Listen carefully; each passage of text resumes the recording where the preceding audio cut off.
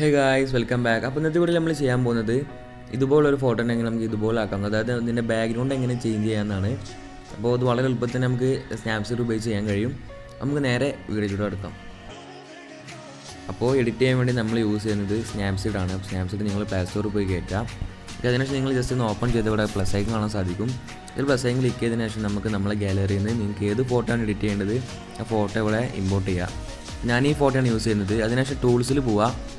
അതിൽ ഡബിൾ എക്സ്പ്രഷർ എന്ന് പറഞ്ഞിട്ടുണ്ടാവും, ഒരു ഓപ്ഷൻ ഉണ്ടാവും, അത് ക്ലിക്ക് ചെയ്യുക. ഓക്കെ, അതിനുശേഷം നമുക്ക് ഏറ്റവും താഴെ ഒരു ഇമേജ് ആഡ് ചെയ്യാനുള്ള ഓപ്ഷൻ ഉണ്ടാവും. ഓപ്പൺ ഇമേജ് ക്ലിക്ക് ചെയ്തതിന് ശേഷം ഡിസ്ക്രിപ്ഷൻ ബോക്സ് പോകാൻ നിങ്ങൾക്ക് അതായത് ബാക്ക്ഗ്രൗണ്ടിൽ ഇങ്ങനെ ആർട്ടൊക്കെ ഉള്ള സ്പ്രേ പെയിൻ്റ് ആർട്ടുള്ള ഇമേജ് കിട്ടുമോ നിങ്ങൾ ഡൗൺലോഡ് ചെയ്തതിന് ശേഷം ഇവിടെ ഇമ്പോർട്ട് ചെയ്യുക. ഓക്കെ, അതിനുശേഷം നിങ്ങൾ ജസ്റ്റ് അത് എവിടെ നിങ്ങൾക്ക് എങ്ങനെയാണോ വേണ്ടത് നിങ്ങളുടെ ഇമേജിനനുസരിച്ച് നിങ്ങൾ ജസ്റ്റ് സൂം ചെയ്യുകയും നിങ്ങൾ സെറ്റാക്കുക. അത് കറക്റ്റായിട്ട് നിങ്ങളുടെ ഇമേജിന് സെറ്റാകുന്ന മാതിരി നിങ്ങളൊന്ന് പ്ലേസ് ചെയ്യുക.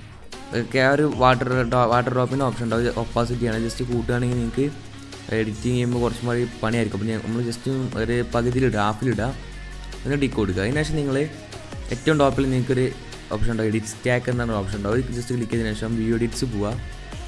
ഒക്കെ അതിനുശേഷം ഡബിൾ എക്സ്പ്രഷറിൽ ജസ്റ്റ് ക്ലിക്ക് ചെയ്തതിനു ശേഷം ഒരു ബ്രഷിൻ്റെ ഓപ്ഷൻ ഉണ്ടാവും, സെൻട്രലായിട്ട് ക്ലിക്ക് ചെയ്യുക.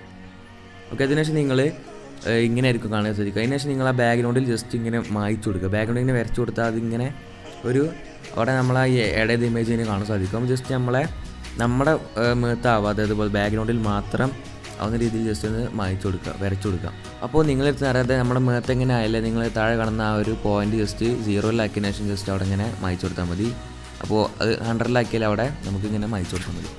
പിന്നെ നിങ്ങളൊരു കാര്യം ശ്രദ്ധിക്കണമെന്ന് വെച്ചാൽ നമ്മൾ എടുക്കുന്ന ചൂസ് ചെയ്യുന്ന ഫോട്ടോ എന്ന് പറഞ്ഞത് കുറച്ച് നല്ലൊരു ഫോട്ടോ ആയിരിക്കണം, ക്ലാരിറ്റി ഉള്ളത്. അതുപോലെ തന്നെ ബാക്ക്ഗ്രൗണ്ടിൽ വേഗം മായ്ക്കാൻ പറ്റുന്ന രീതിയിലുള്ളൊരു ഫോട്ടോ ആയിരിക്കണം.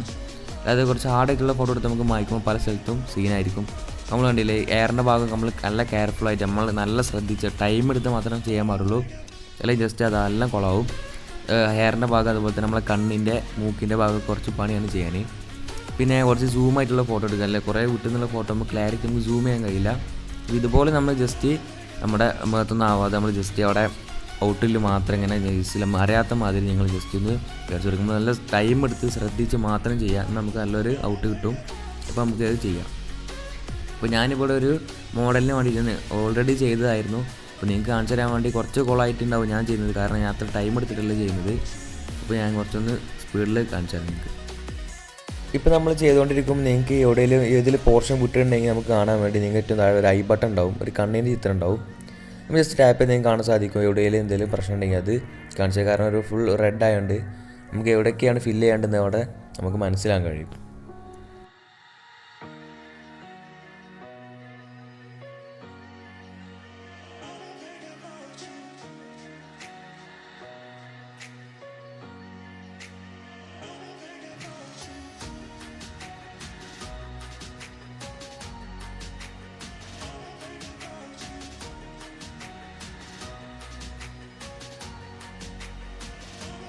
അപ്പോൾ നമ്മുടെ പരിപാടി ഏകദേശം കഴിഞ്ഞിട്ടുണ്ട്. അപ്പോൾ നമ്മൾ ചെയ്ത് കഴിഞ്ഞതിന് ശേഷം നിങ്ങൾ ടിക്ക് കൊടുക്കുക. അതിന് ശേഷം നമ്മൾ ബാക്കിലോട്ട് പോവുക.